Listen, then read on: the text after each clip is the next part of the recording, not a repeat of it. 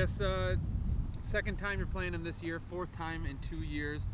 What are the benefits and the negatives to having such a familiar foe?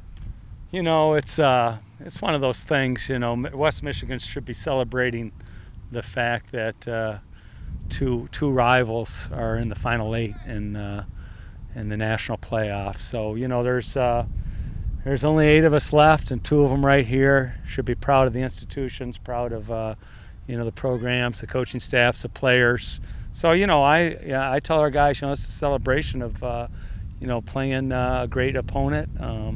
They're the GLIAC champs, undefeated GLIAC champs, and so it's a credit to them. And we've fought hard to put ourselves in this situation. So, you know, whoever it is, we're just going to be excited about playing. But knowing it's them and knowing that they've accomplished so much this year, it's a great opportunity for us. Do you see a different attitude, a different approach from your team this week as compared to 8 weeks ago? Well, you know, we were 4-2 8 weeks ago, and 3 of our opponents we beat on like the last play. So we could have been really 1-5. You know. So we're a different team, an immensely different team. We were a work in progress back then, and so, you know, we weren't confident.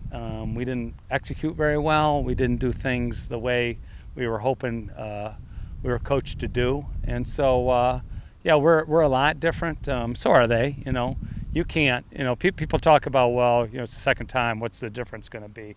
You know, Michigan and Ohio State could have played on Sunday, and that game was going to be different. And then on Monday is going to be different. So every game's a game in and of itself, and so we're not focused on what happened in the past. We know they're a great team and a great opponent, and we're excited to take on the challenge on Saturday. Tony, love you made about they're at home. You guys enjoy that environment there, don't you? You know, we've played pretty well there. You know, last time we were down there, it's the first time we lost there. So, you know, we feel good about that. We've been a team where, truthfully, we've lost more here than on the road over the course of the last 3 years. So, you know, it was a while for us to lose a game on the road until we went to Lubbers last time and lost. So we feel comfortable either there or anywhere. Our team's been really battle-tested on the road, and so I'm pleased by that. I thought you were going to tell us what you're doing, quarterback. Can you just address the quarterback situation? Trevor's played so well when Reggie hasn't been able to go. Just, you know, what are your plans going in? Yeah, Reggie's played well when Trevor wasn't playing, and Trevor's played well when Reggie isn't playing. And I don't know what my plan is, honestly. You know, we made a decision last Saturday to go with Trevor because Reggie wasn't at 100%. And so Reggie's made a lot of progress. It's going to be one of those things where about 15 minutes before game time, we'll kind of look at him and make that decision. And, you know, Coach Roan, you know, he being a first-year college guy, boy, he's had some tough decisions to make. So he spends a lot of time talking to them and trying to assess how they feel.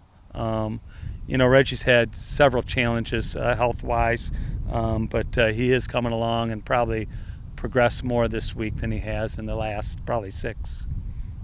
Now, Saturday, you guys are going to be the only show in the state. There's nothing else going on. So, I mean, are you excited for that atmosphere just being an hour down the road? You know, being an old high school coach, I mean, I know this sounds silly, but I always told our players, you know, we want to play till the last opportunity.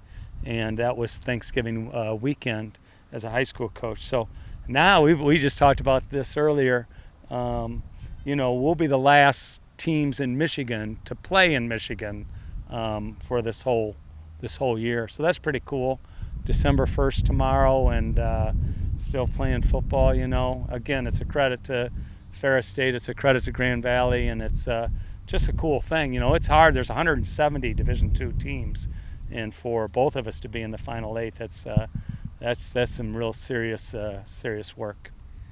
Is there much you can take away from that first meeting? I know you said you're a different team now; they're a different team, but you had a handful of penalties and a few turnovers. Did you clean those up? Is it a? Yeah, you know, you can always look at things, but they can look at things too. You know, they've got an NFL caliber running back. In the past, giving them credit, in the past, we always felt like potentially we could make them one-dimensional, and the dimension that we made them be was a pass team. But they've done an outstanding job with their run game, and they've got a tailback that is well, he's the leading rusher in Division II and as good as any. I said the other day he could have been in the Ohio State-Michigan game and no one would have known he was a D2 player. They would have said, wow, Marty Carter's, a great player. So they've got those kind of guys. We've got some of those as well, to a certain degree, And so it's all about players making plays this time of year. I hate to diminish it, but, it's going to be a battle between, their corners and our receivers, our corners and their outside receivers. I'll just throw one name out there, Matt Williams. He's unbelievable. So how do we control Matt Williams? If we can, we got a chance. If we can't, and he beats us in a one-on-one time and time again, then it's going to be tough. So those are the dynamics that it comes down to. But I like the fact that our team has continued to fight, and we put ourselves in this situation. So it's just, opportunity knocking for us, and we got to take it as that.